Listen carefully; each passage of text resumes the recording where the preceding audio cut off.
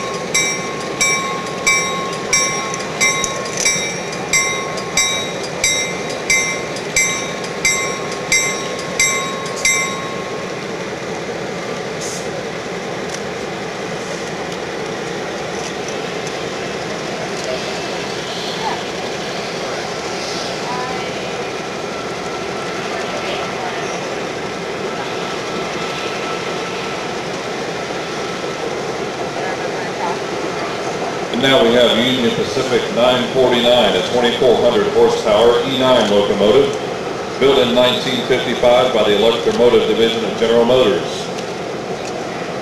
It has two 567C 12-cylinder prime movers. It's one of 3 E9 units restored by the Union Pacific for use in special train service, along with numbers 951 and 963B. Inside its classic Streamliner exterior are modern mechanical components after being rebuilt in 1993. Number 949 has pulled such famous passenger trains as the City of Los Angeles, City of Portland, City of San Francisco, City of St. Louis, and the Challenger. We're happy to have this locomotive with us all the way from Cheyenne, Wyoming. And also along with it, we're pleased to have Mr. Ed Dickens, who is the manager over UP's heritage operations, as well as some other folks from Union Pacific who have joined us for this event. We appreciate them for sure bringing this locomotive to us, for supplying the staff and allowing them to come enjoy the event with us, and of course for their sponsorship of today's activities here at the North Carolina Transportation Museum. The 949 will soon leave the turntable and head to the passenger train, where it will join in the push-pull service for our passengers for the rest of the morning.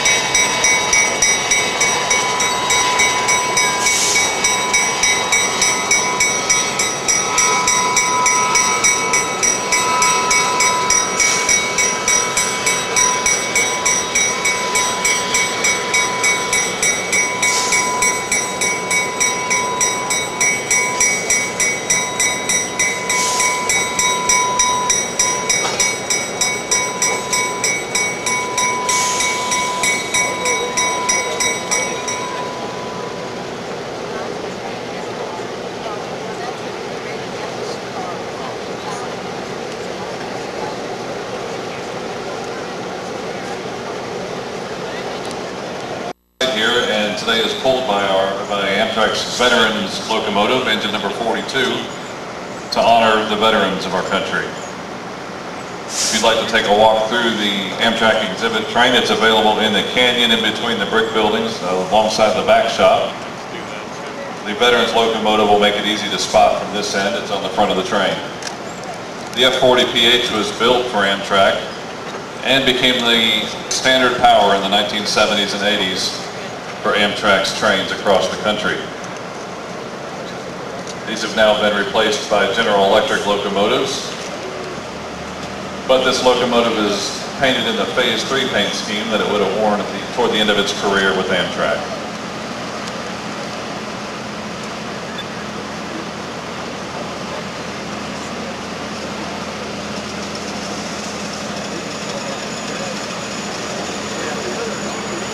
We could say that this is the newest F unit on our event. Amtrak number 406.